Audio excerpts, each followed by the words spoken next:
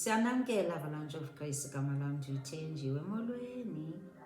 Namhlanje sisalandela umxholo wethu wenyanga. Umxholo wethu uthi uThixo lothando. Sifuna ukukhuthaza uba ngenye ixesha ubozinika ixesha ufunde iBhayibhile. Mamele nje amabali, umamele nee-sermons zeBhayibhile.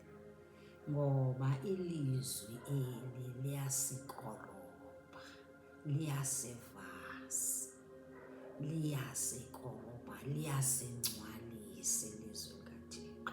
Lisusa zonke izinto, the impurities ezingafunwayo nguYesu kuthi.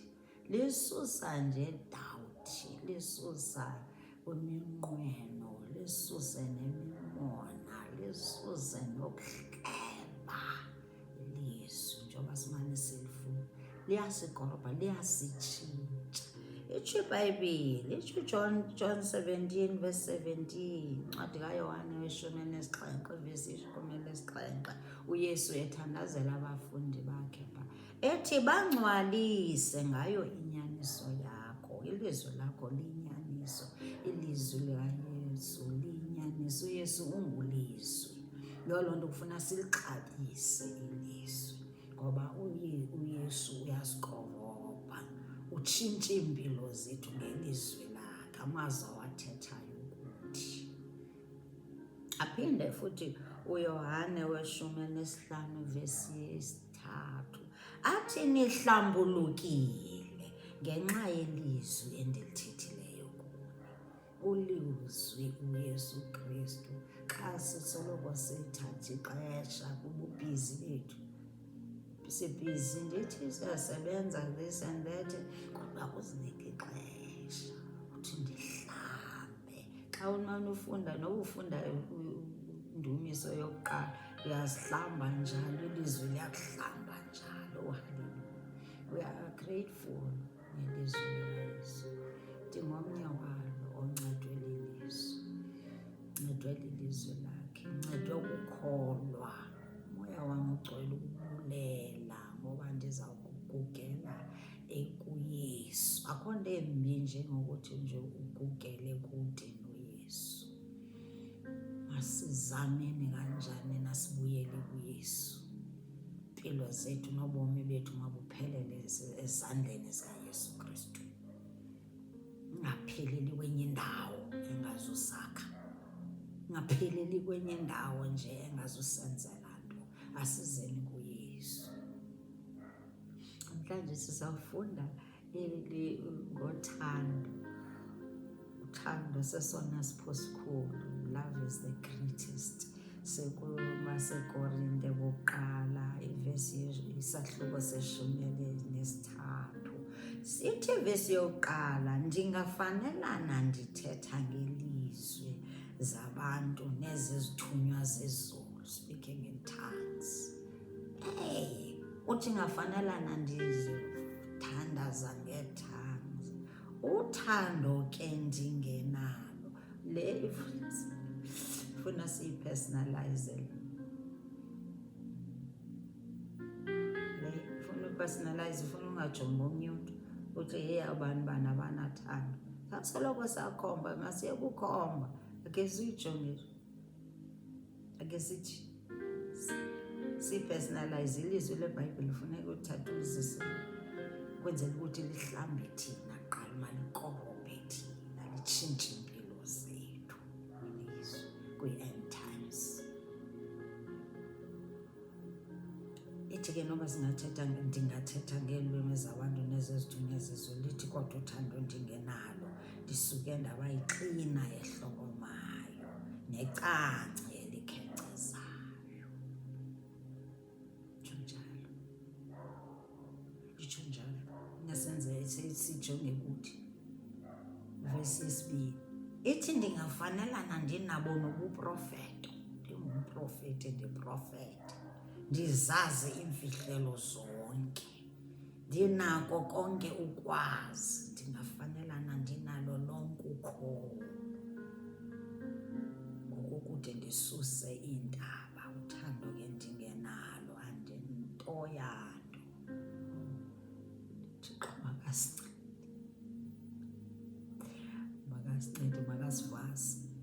vasivasi sizoba nothando, ngoba ngenye ixesha uzawuthi unalo thando kanti awunalo. Kuzawufika itest yabona ngoku usathi Lord ndincede, kuzawufika itest efuna uthando lwakho. Makasincede uYesu. Asinanto esinoyenza ngaphandle komoya ongcwele. Akasincede uYesu, akasincede. Verse 3. Uthi ndingafanelana ndisamkelisa amahlwempu ngempahla yam yonke, nokuba ndithe umzimba wam ndawunikela uba utshiswe, uthi uthando ndingenalo akundincedi lutho. Uthi ngawuthatha zonke iimpahla zam ndizinike amahlwempu kodwa ndingenathando. Wena kuzawuthi hayi kwa ukuthi ndizikhuphe iimpahla luthando, kodwa intliziyo, thethwa ngentliziyo ukuthi zonke izinto esizenzayo masizenze ngothando. Xa iinto zethu zingalungi ngelinye ixesha make sijonge our love walk ukuthi nje ndihamba njani, uthando lwam lunjani nebantwini. Kwi-end times, kwi-end times singabe sikhomba abantu, kusijonge thina, kujonga wena ukuthi uthando lwam lunjani. Xa kufika itest yothando, xa kufika itest ngetest, ngoba iitesti ziyafika, siyazipasa na, ndiyazipasa na.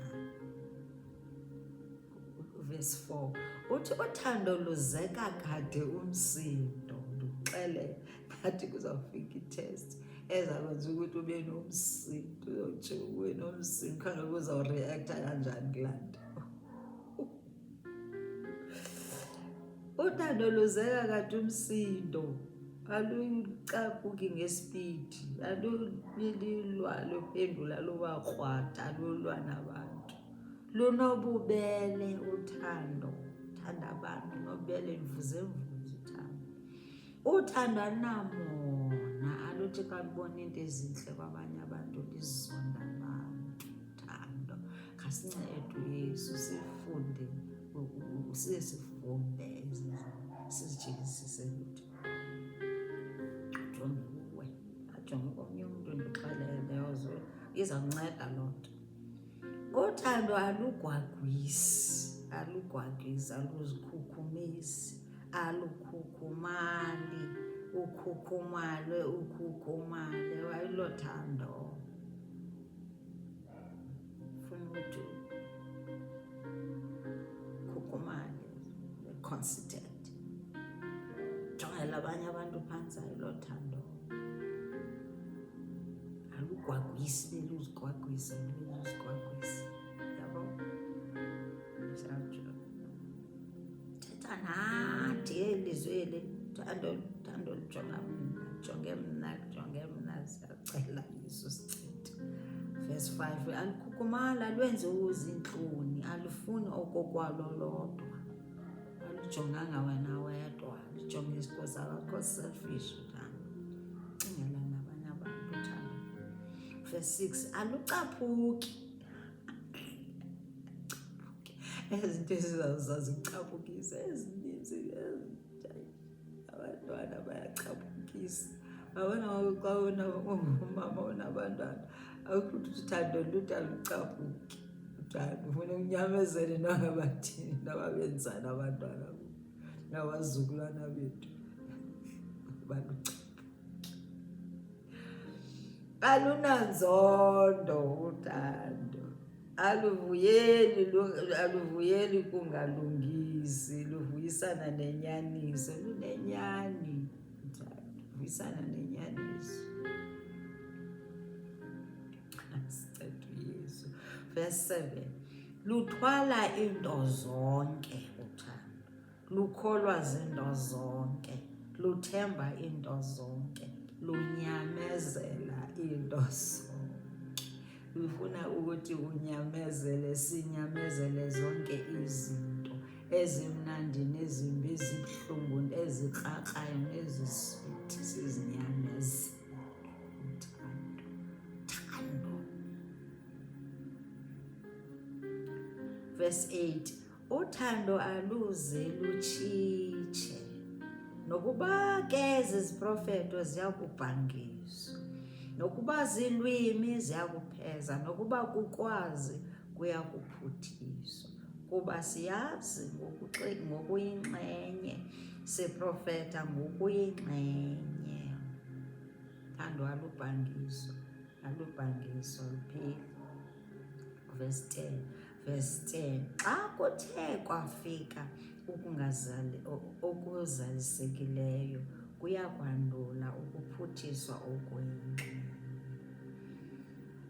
Kufuneka siyifunde nangelaa lwimi likaJoji. Elaa lwimi likaJoji nalo ngelinye ixesha licacisa kangcono kunesiXhosa. IsiXhosa kaloku ngelinye ixesha siyantsokotha, ngelinye ixesha badibanisa isiXhosa kunye nezinye iilwimi. uThixo makakasincede nathi ke sifumane abantu abazawuthetha isiXhosa, bakubhale iBhayibhile esiXhosa, thetha isiXhosa udibanisa. Siphela kulaa vesi yeshumi, ngoba ileya verse 11 uthetha